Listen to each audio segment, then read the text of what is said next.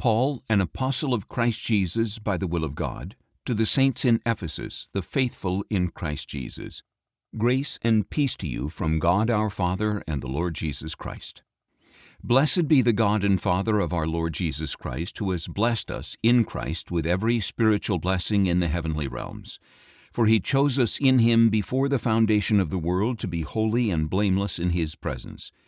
In love he predestined us for adoption as his sons through Jesus Christ, according to the good pleasure of his will, to the praise of his glorious grace, which he has freely given us in the Beloved One. I'm switching gears on you again. I started in the book of Mark. But Friday night, I had one of the most vivid dreams. I thought it was real. Friday night, and I woke up in panic because it was so real. And my dream was, I have no preaching. I have nothing. I'm standing in front of the pulpit. I have nothing to preach. And then the Lord gave me a message. And I prayed to the Lord immediately, and I said, Lord, what is it that you're trying to say? And the Lord said, I want you to preach from the epistle to the Ephesians. I actually, and going back into my computer, this was starting to work on the epistle to the Ephesians after we finished Colossians. Remember, we after Corinthians we did Colossians, and then I was going to preach on Ephesians, but I don't know why, for whatever reason, that didn't materialize. I happened to be teaching the prison epistles at Epic Bible College this quarter. That includes Ephesians, Philippians, Colossians, and Philemon. We call it prison epistles because Paul was in prison when he wrote these letters. And so that was Friday. So now I have 2 days left to prepare my sermon because I was already studying for Mark. But again, by the grace of God, I was able to complete my message just before 2 o'clock Saturday when we're about to go to Brother Ernesto's birthday celebration. So again, the hand of God. And I know this message is for you this morning. It is for this church. And if I am correct with what I heard, and as Shania was reading again, I heard it again, and I said, Lord, I'm going to take a stab at it. Kung mali ako, I'm wrong. But if the Spirit of God is moving, and I know He is, and I want you to listen to this message, because this message is for us this morning. And I'll tell you what the Lord told me while we were worshiping this morning. Okay? Title of our message this morning, Our Hope in Christ, Ephesians 1:1-6. And I just want to give you a bit of a background about what we're talking about this morning. Paul wrote to the church in Ephesus, a church that he planted. Ephesus was a major city in Asia Minor. It served as its capital, administrative center. Of course, being its capital, it's very affluent. It's rich. It's a rich city. There's a temple there, one of the ancient wonders called the Temple of Diana or the Temple of Artemis. Okay, given that it's a hub for many people, many cultures. You can tell also that all sorts of idolatry and occult practices and magic practices are there. So this city is steeped in idolatry. Nevertheless, the word of God prospered there. So the Apostle Paul planted the church in Ephesus. And Apostle John, after he was exiled from Patmos, he actually retired in Ephesus. That's where he stayed. That's where he remained. So this church had a rich history of no small influence from pastors like the Apostle Paul and pastors like the Apostle John. Nevertheless, we remember Ephesus also because it is one of the churches that was written to in Revelation. They were doing good, except that they forgot to love one another. And loving one another as a church is very important. Again, the Lord told us, they will know that you are my disciples if you love one another. Not if you have a great ministry or if you have, 100 people, 2,000 people. That's not what it says. If we love one another, they will know that we are the disciples of the Lord. And just by a bit of a background, when did the Apostle Paul write this letter?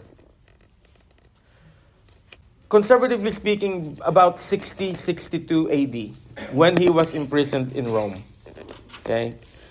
Paul was imprisoned in two places. First in Caesarea Philippi, and then he appealed to Caesar. And so when he appealed to Caesar, he was sent to Rome. Okay? So it's safe to say that around this time, AD 60, 62, Paul may be perhaps a little bit older now. Maybe he's about 60 years old at this point, writing to the churches like Ephesians, the church in Philippi, the church in Colossae. Okay. Now we studied Colossians a year ago, I think. There's a little bit of similarity with Ephesians, but not. There's similarity, but it's not that similar. And that's not surprising, because if the same Paul is writing to the Ephesians and writing to the Colossians at a certain time in his life, of course, he's writing about the same things. Put yourself in his shoes. He's in prison. He doesn't know when he's going to come out. Okay? He doesn't know if he's going to die there. He doesn't know that. So he's writing to the churches that he loves and says, listen, I want you to take note of these things. So here, Ephesians, for us as a church, what can we learn? We want to learn something from this book. This is a rich book. I want you to pay attention, because this is so rich that if you grasp it, your life, your spiritual life, your spiritual understanding, your relationship with the living God will never be the same again. That it's that rich. Okay? Sometimes we are afraid to try rich things because, rich things are bad for you. Right? This is an exception. When the Word of God is rich, it's good for you. Unlike, when there's many cakes yesterday and lechon yesterday, and those things are bad for you because they're rich. Hinay-hinay lang po sa mga ganon. Pero dito po, wala pong limit dito, walang hinay-hinay dito. Kasi talagang magbabago ang pananaw ninyo. Praise the Lord. What is the purpose of the book? First of all, he wants to make sure that the new converts, the new Christians in Ephesus, are grounded in the gospel of Christ because of their pagan background, because of their magic occultic background. He wants to make sure that the believers live a distinctly Christian life. You and I as Christians, God did not save us so we can go back to our old lives. That's not why He saved us. He saved us so we can live a new life in Christ. Amen? Now, what are the themes that we will find in Ephesians? There are several themes here. And then these are the main themes, and there are sub-themes. The number one theme of Ephesians is that Christ is supreme over all creation. Amen? And that we as believers participate in the life of Christ, in His death, in His resurrection, and in His fullness. I want you to remember that word, in His fullness. The church also as one body, uniting Jews and Gentiles. Okay? Jews and Gentiles are one in the eyes of God. Amen. Now, before we go to the text, you will see here words, and you're like, okay, what do these words mean? And I want to make sure that we are understanding the biblical terms here. For example, you will see here chosen or election. What does that mean? Election or being chosen simply means that God made a choice concerning individuals for service or to accomplish His purpose. Okay? In context, God chose to save those who would put their faith in Christ Jesus, and He made this choice before the world was created. In other words, before the world was created, God knew, because of His foreknowledge, He knew that when He decided, even before He decided to create the world, He knew that man will sin. And He knew that He had to redeem humanity. So the question is, how is God going to redeem humanity? God is the God that He's the judge of sin. So whatever He wants in payment for sin is what He's going to get. He could have said, you know what, only beautiful people will be saved. Or only if a certain individual accomplishes these things. Okay? God could have said, only perfect people will be saved. We're all disqualified. But He made a choice to save humanity by giving up His Son, Jesus Christ our Lord, to die on the cross for our sins. That's election. That's God's choice. That's why Jesus is called the Messiah, or the chosen one. God made the choice that His Son will bear our cross, will bear our sins. And by faith, not by works, by faith in Him will you be saved. Okay, that's the basic definition of election. Predestination. This is another thing that people get confused on when they read the Word of God. They think, oh, predestined. Oh, I am going... Does it mean that God pick and choose who will be saved? That's not what predestination means in the context of Ephesians. Predestination simply means a preset destination or final destination. The place is predestined, not the individual. Okay? The place is predestined, not the individual. And foreknowledge simply means that God knows beforehand what will happen. Because He's God. Okay? God knows. You cannot throw a surprise birthday party for God. Because number one, He has no birthday. And number two, as you're preparing it, He already knew. Praise the Lord. Let's look at the three things we're going to look today. Our hope in Christ. You and I, we need to accept Christ's invitation extended to you. We need to adopt Christ's identity imputed to you. And we need to anticipate Christ's itinerary confirmed for you. These are the three things that corresponds to Christ's call, His call to you, with God choosing you in Christ, and with God confirming where you're going. Okay? Now, I'm going to look into these one by one. Please pay attention. Please pay attention, okay? Accept Christ's invitation extended to you. Verses 1 to 3. It says there, Paul, an apostle of Christ Jesus by the will of God, to the saints in Ephesus, to the faithful in Christ Jesus. If you look at that verse, one thing in common that they have. Paul is an apostle, yes. Very important ministry. But also the saints in Ephesus, the regular people, the regular Christians who are called faithful in Christ. What is the common denominator for them? That they accepted this call. You see, Jesus is calling everybody to come to Him. Matthew 11:29 says, "Come to me, all who you are weary and burdened, and I will give you rest." God is giving that invitation for you to come. And when there is an invitation, you need to answer. Okay? Okay? I know Filipinos don't like to RSVP, but you know what? You have to RSVP. Right? When God makes a call, an invitation, you have to answer the call. I want you to look at 1 Timothy 3-4. Before that, he says, I want prayers for everybody. The Apostle Paul says, I want you to pray for everybody. Why? Because this is good and pleasing in the sight of God, our Savior, who wants everyone to be saved and to come to the knowledge of truth. I don't want you to think, does God really want me to be saved? Yes, that's what it says there. He wants everyone to come to the knowledge of the truth. He wants all people to come to salvation in Christ. So don't ever doubt that po. Okay? Don't ever doubt that. The question is, pinili ba ako ni Lord? That's the wrong question. As we will see later on. The question is not whether pinili ako ni Lord. The question is, did God choose me in Christ? And the answer is yes. Amen. Now look at verse 2.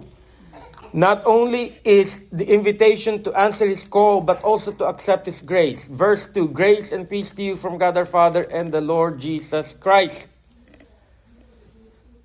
There is no grace apart from anybody except Christ. Only Christ is giving you grace. No other person is giving you grace. So you better accept the grace that Jesus is giving you.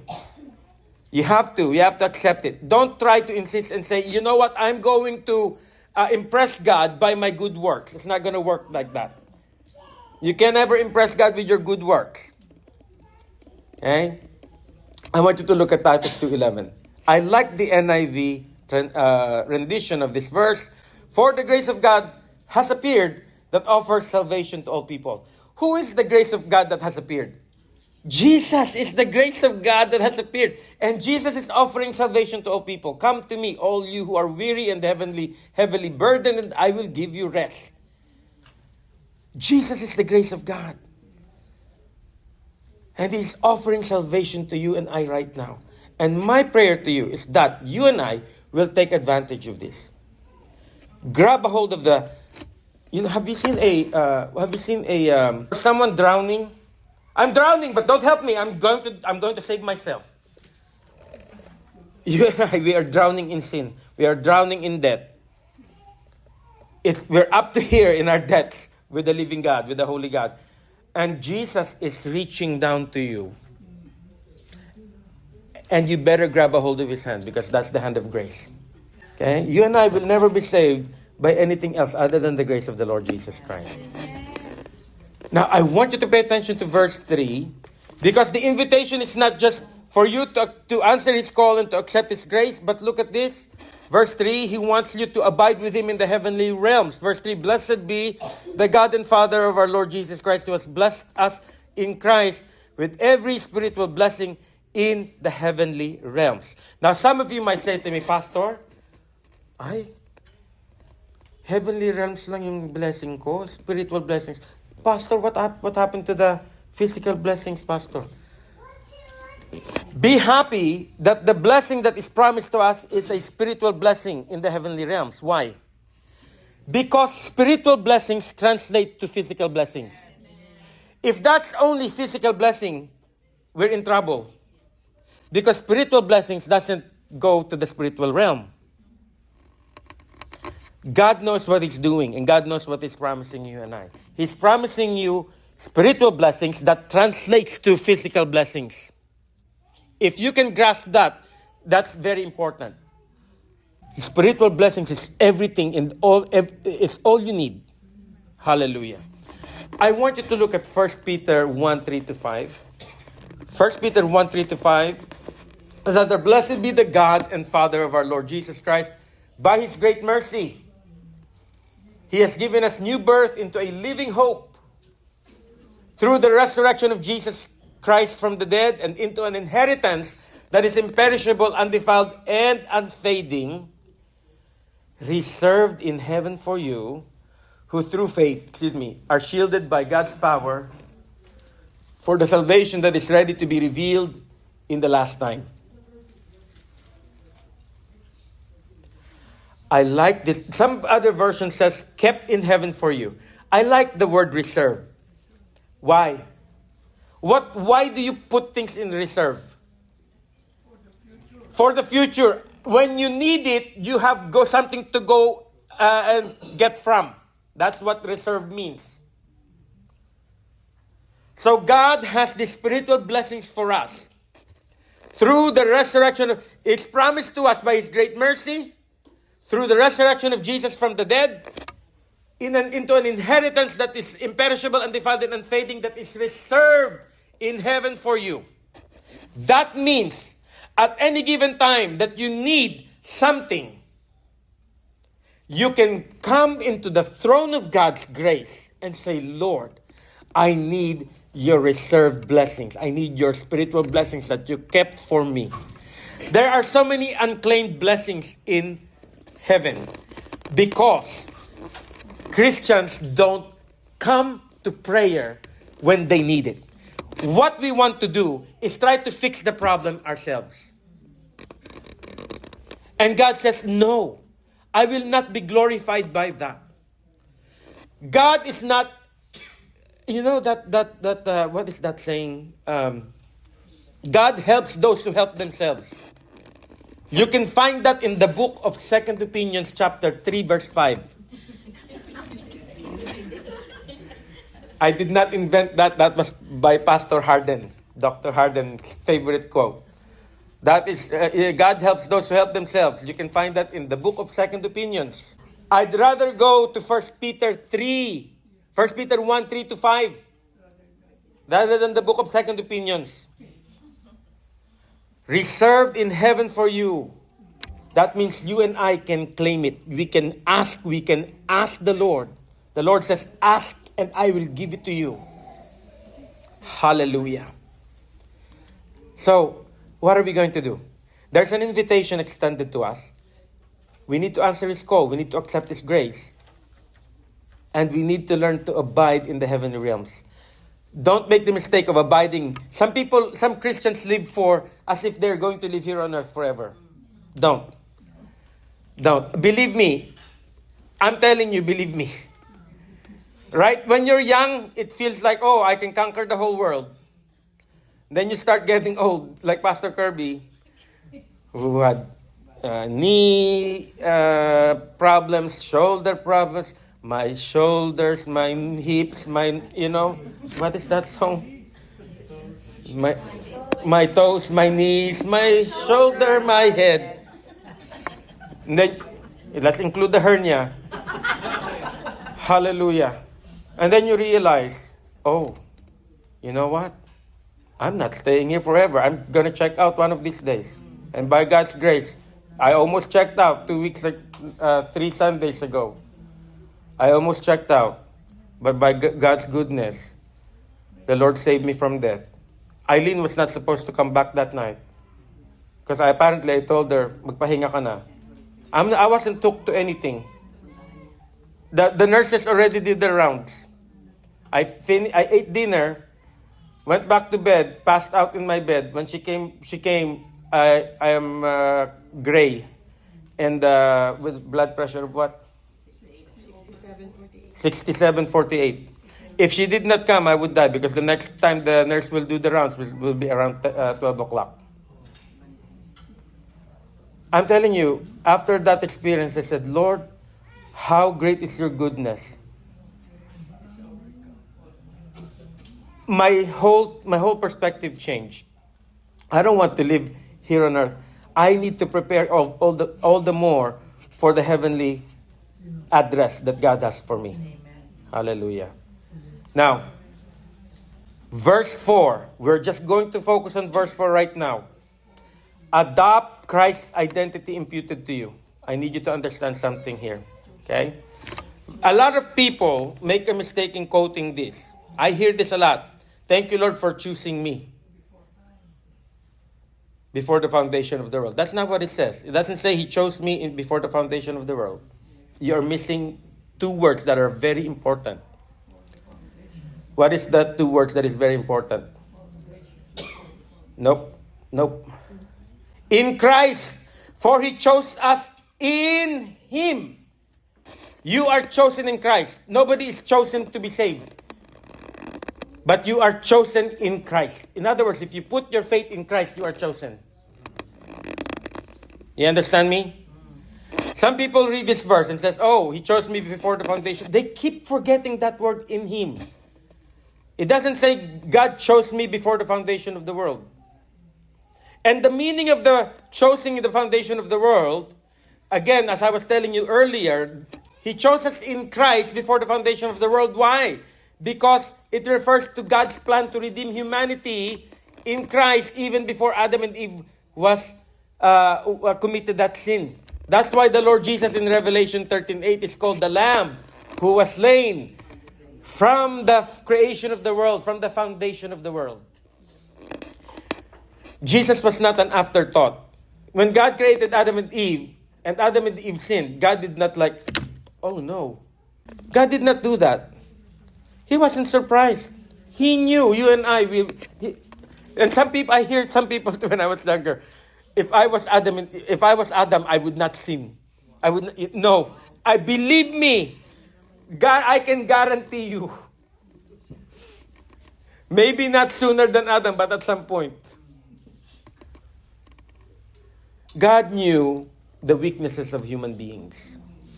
And God knew the inert rebellion in ourselves.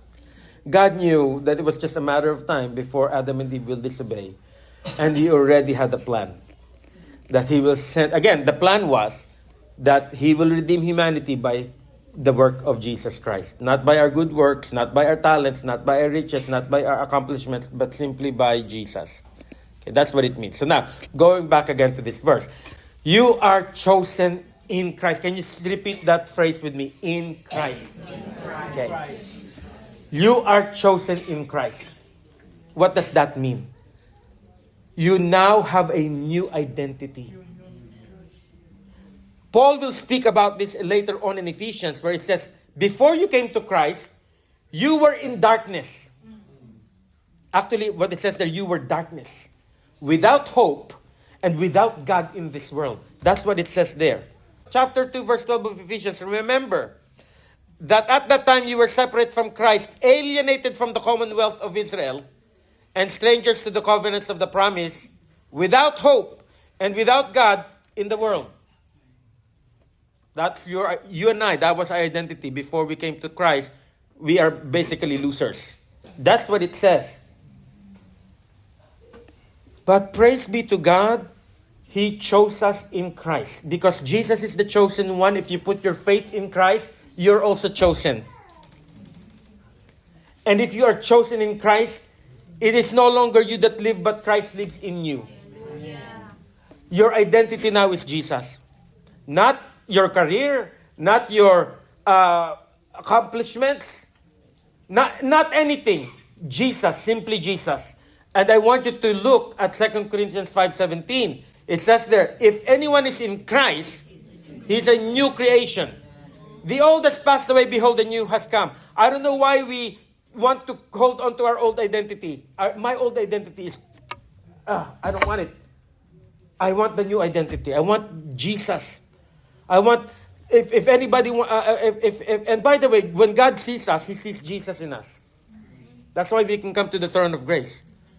So why do we insist on wearing other people's identity? Okay? Don't wear other people's identity. That's not you anymore. You are in Christ. And you are a new creation in Christ. Therefore, live up to that identity. You're also chosen in Christ. Verse 4, for He chose us in Him to be holy and blameless in His presence. That was God's plan. When God created humanity, He says, I want you to bear my image. That's what it means. God created man in His own image. He wants us to bear His image. Does God have an image? Yes. Even though He's invisible, God has an image. Jesus is the image of the invisible God, according to Colossians 1:9. So God saved us to bear His image. And what does that mean, to bear His image? It means we are going to live a righteous life. Amen. To be holy and blameless in His presence. Look at Romans 8:29. For those God foreknew, He also predestined to be... Don't worry about the predestined. We will talk about predestination later on. He also predestined to be conformed to the image of His Son. That's the main goal. Why God saved you is so that you will become like Jesus in your words, in your actions, in your thoughts. In serving the body of Christ, we are going to be like Jesus. What did Jesus do when He was here on earth? He became the servant of servants. He humbled Himself and He served us. And God says, if you want to be like me, you're going to be the servant. You want to be the greatest in the kingdom of God, you're going to be the least in the kingdom of God. You're going to be the servant. Hallelujah. So you are chosen in Christ. So live a renewed life. And since you are chosen in Christ, live a righteous life. That is your new identity. Amen? Now, the third point. Anticipate Christ's itinerary confirmed for you. Okay.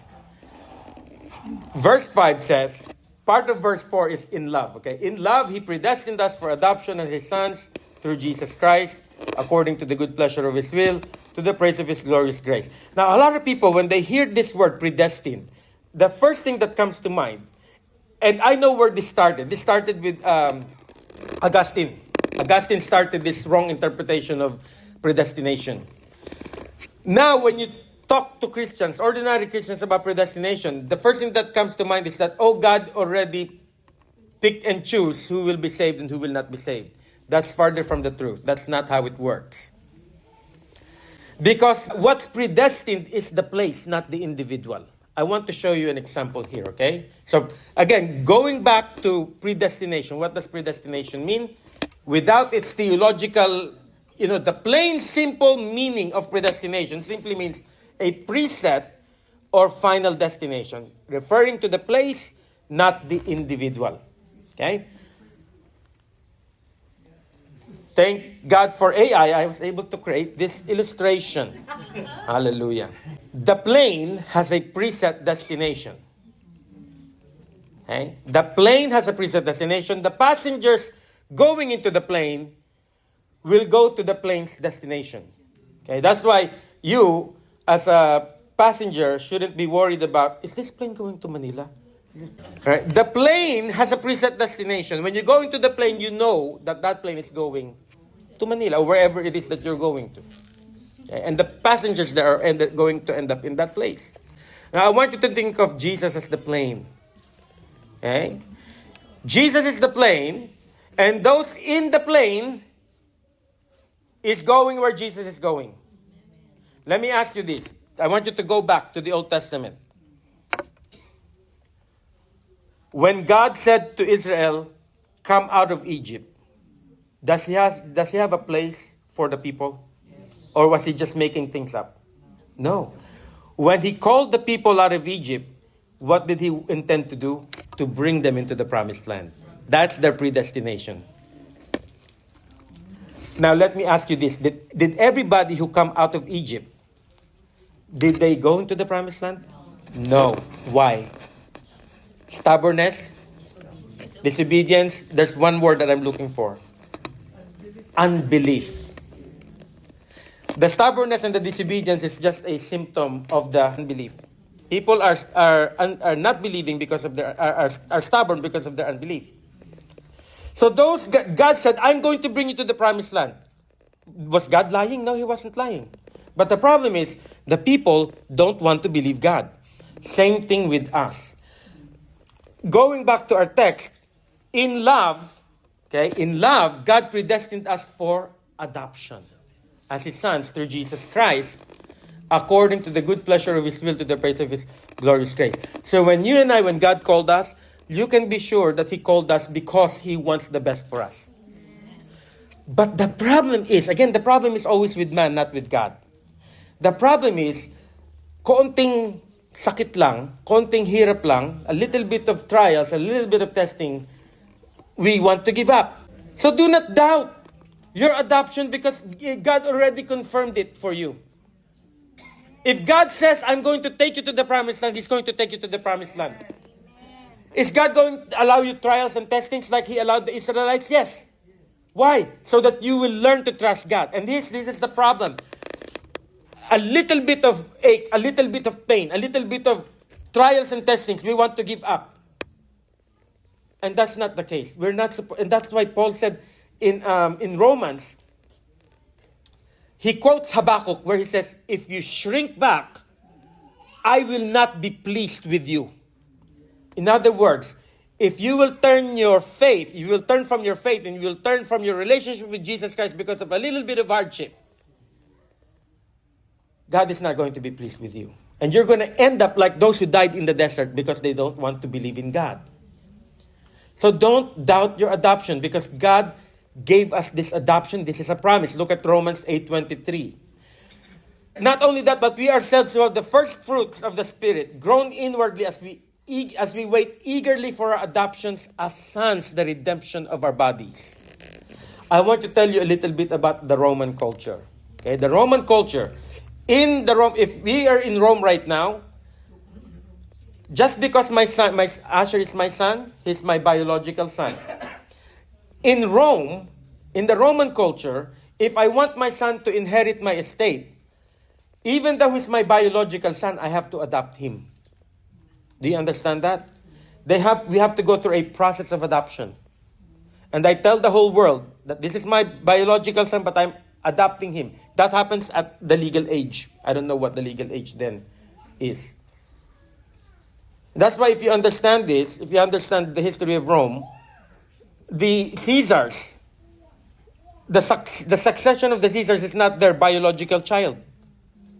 They adopt somebody to take their place. Okay? Now, in the adoption ceremony, something happens. So if I'm adopting my son on his, whatever birthday it is, I will give him a new toga. You know what a toga is, right? A new set of clothes that they wore. And Paul uses that example to tell us what we can expect. That God is going to adopt us, meaning that He will give us our inheritance in heaven. That's where He wants to take us. And He will give us a new set of clothes, a new set of body. That's why it says that as we wait eagerly for adoption as sons, the redemption of our bodies. This body that's old, my toes, my knees, my shoulders, my head, it will go away. We will get a glorified body. So what the Apostle Paul is saying, what the Apostle Peter is saying, what the Apostle John and Jude and James is saying, don't throw off your hope of having a new body because you are having a little bit of pain here on earth. Because having a little bit of trial and testing here on earth.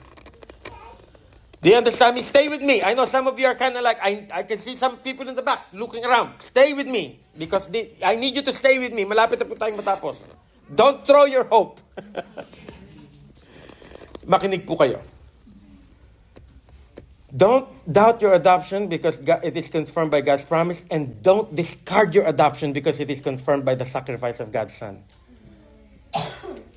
which He has freely given us in the beloved one. Do you understand that? God Himself, the very Son of God Himself, purchased everything for you. Do you understand? Do you hear me? Yes. That is why I'm telling you, wala pong excuse. Hindi po tayo dapat nagmumuryot. Hindi po tayo dapat parang pag napagtalunan ng sandaigdig. Nalugi. No! We have everything we need in life for godliness. We have the reserve kept in heaven for you. Why? Because it was purchased completely by the Son of God. So don't doubt your adoption. Don't discard your adoption. You have to continue. You and we have to continue. It will be sad na sa church natin may hindi na-continue. That will be sad. It will be sad for me as a pastor. But I cannot do anything other than encourage you and say, continue. Huwag kayong panghinaan ng loob. And I'm going to tell you this. I'm going to preach this in Tagalog. Mahiya po tayo sa mga kapatid natin sa Pilipinas. Naintindihan niyo po ako? Mahirap po ang buhay doon. Huwag niyo sabihin mahirap ang buhay dito. Dahil masaya po tayo dito. Right? May kinakain po tayo dito. Mga kapatid natin sa Pilipinas, hirap na hirap sila. Pero sa kabila ng lahat, they are going to Bible studies, they are going to church. If anybody, they should be like quitting. But no, they're not quitting. We quit. Konting ulan lang, ay, hindi na ako pupunta, umuulan. Mahiya po tayo sa Panginoon. Hallelujah. Do you understand me? Konting ulan lang. Konting tamaditis lang. That's a sickness. Tamaditis.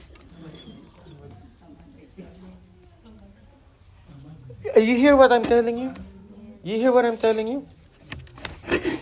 Don't try not to miss the assembly of God's believers because God moves. And I'm telling you, the presence of the Lord was so strong in our praise and worship this morning. This is what the Lord told me. I'm going to open the windows of heaven for your healing. That's what I heard, and I was asking if anybody of you can confirm that. But that's what God said this morning. I want to open the windows of heaven for you, not me personally, but for you, MCF, for Maranatha Christian Fellowship. I want to open the windows of heaven for your healing. And I don't think I can limit that to God's healing.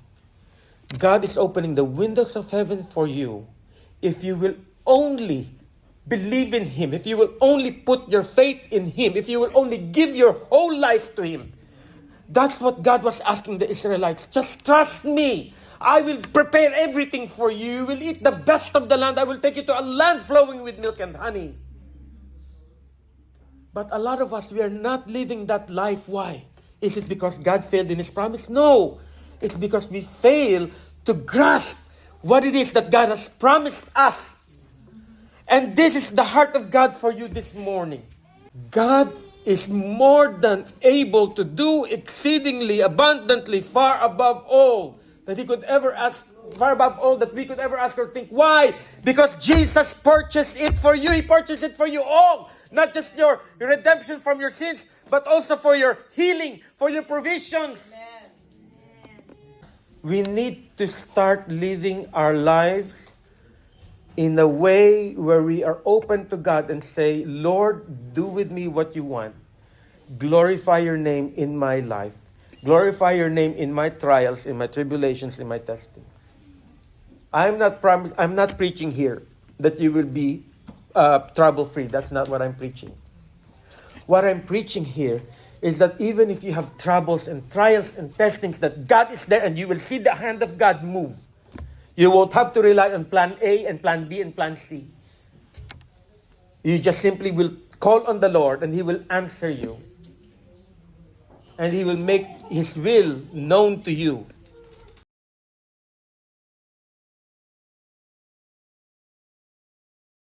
One thing that I desire of you, this is what I seek, that I may dwell in the house of